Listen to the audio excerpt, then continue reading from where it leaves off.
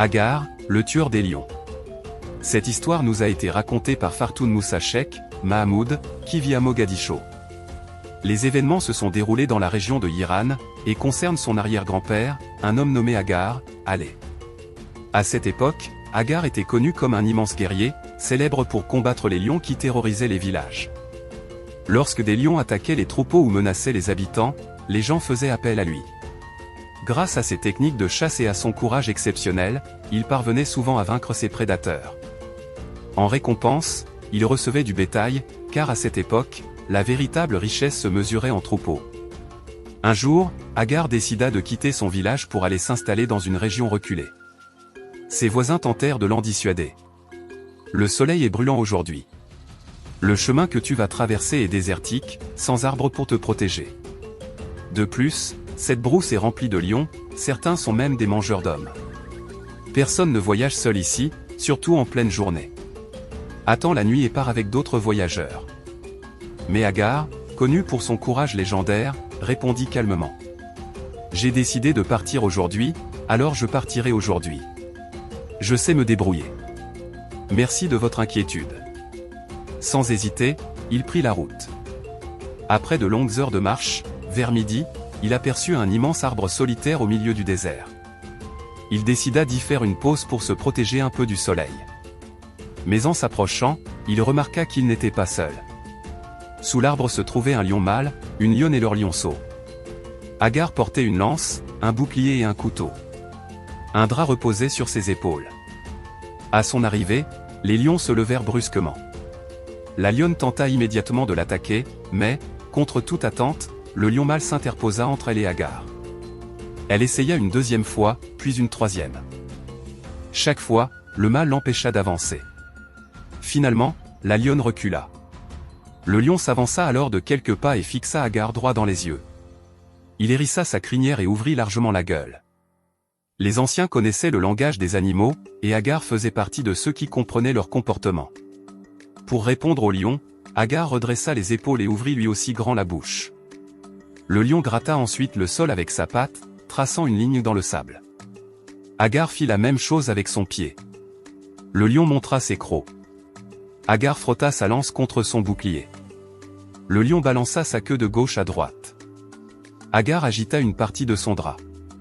Après ce mystérieux échange, le lion se tourna vers sa famille, puis les trois animaux quittèrent lentement l'ombre de l'arbre, laissant la place à Agar. Ils s'arrêtèrent à une vingtaine de mètres et continuèrent de l'observer. Agar, lui, s'installa sous l'arbre et se reposa. Les anciens disaient que les lions comprenaient les pactes et l'honneur. Peut-être que ce lion avait reconnu en Agar un véritable guerrier et qu'il avait décidé de ne pas l'attaquer. Après avoir dormi un moment, Agar reprit sa route. Mais les lions le suivirent à distance. Chaque fois qu'ils s'arrêtaient, ils s'arrêtaient aussi. Lorsqu'ils repartaient, ils reprenaient leur marche derrière lui. La nuit tomba, mais Agar continua son voyage, toujours suivi par la famille de lions. Au petit matin, au moment où, comme disent les Somaliens, on peut distinguer un homme d'un arbre, Agar aperçut un toukoul au loin ainsi qu'un enclos rempli de troupeaux. Quand les lions entendirent les voix humaines et les cris des animaux, le mâle accéléra soudainement, passa devant Agar et traça une nouvelle ligne dans le sable d'un geste menaçant. Agar comprit immédiatement. Le pacte prenait fin ici. Le lion savait que cet homme allait enfin rejoindre des humains et se mettre à l'abri. Après quelques instants, le lion se décala finalement et laissa Agar passer. Agar rejoignit le campement et fut accueilli chaleureusement selon la tradition somalienne d'hospitalité. Mais alors qu'il buvait de l'eau, un cri retentit. Le lion venait d'attaquer une chamelle. Il avait sauté sur son dos et lui avait brisé la nuque. Les hommes accoururent immédiatement. Avant que l'animal ne meure complètement, ils l'égorgèrent selon les règles islamiques afin que sa viande reste halal. Puis le lion disparut.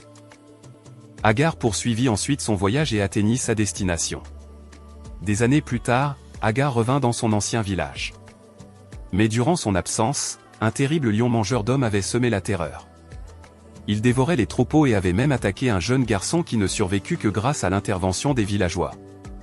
Un jour, ce même lion tua une chamelle appartenant au cousin de Agar. L'homme vint alors le voir et lui dit : « Si quelqu'un peut arrêter cette créature, c'est toi. » Agar accepta sans hésiter. Les deux hommes partirent dans la brousse, armés de lances, de couteaux et d'arcs. À cette époque, les armes à feu étaient rares, les guerriers utilisaient encore leurs armes ancestrales. Ils suivirent les traces du lion à travers les forêts et points d'eau jusqu'à une zone boisée où les empreintes s'arrêtaient. Le lion était là, il dormait. Soudain, il entend les hommes approcher et sort du forêt et fit face aux deux hommes. Agar donna une flèche à son cousin et lui dit « Tire ». Le cousin tira 3 fois. Il rata sa cible à chaque tentative. Le lion, lui, resta immobile. Lorsqu'Agar tendit la main pour récupérer l'arc, le lion chargea brutalement. On dit que le lion sait les guerriers qui peuvent le tuer. En un instant, il bondit sur Agar et le plaqua au sol. Ses mâchoires se refermèrent sur son épaule tandis que ses griffes s'enfonçaient dans ses côtes. Mais malgré ses blessures, Agar réussit à planter sa lance dans le ventre du lion. Puis il sortit son couteau et éventra l'animal de toutes ses forces. Le lion mourut, mais ses mâchoires restèrent verrouillées sur l'épaule de Agar. Son cousin partit chercher de l'aide au village. Les hommes arrivèrent et durent briser les mâchoires du lion à coups de marteau avant de pouvoir libérer Agar. Gravement blessé, il fut transporté au village sur le dos d'un chameau. Son épaule était broyée. Il avait perdu énormément de sang et respirait difficilement à cause de ses blessures aux côtes. À cette époque, il n'y avait ni hôpital ni médecine moderne. Les nomades utilisaient uniquement leurs remèdes traditionnels. Pendant 3 longs mois, Agar souffrit. Puis il rendit finalement son dernier souffle. La légende de Agar. Ainsi mourut Agar, allez. L'homme qui avait affronté tant de lions au cours de sa vie. Le guerrier devenu une légende.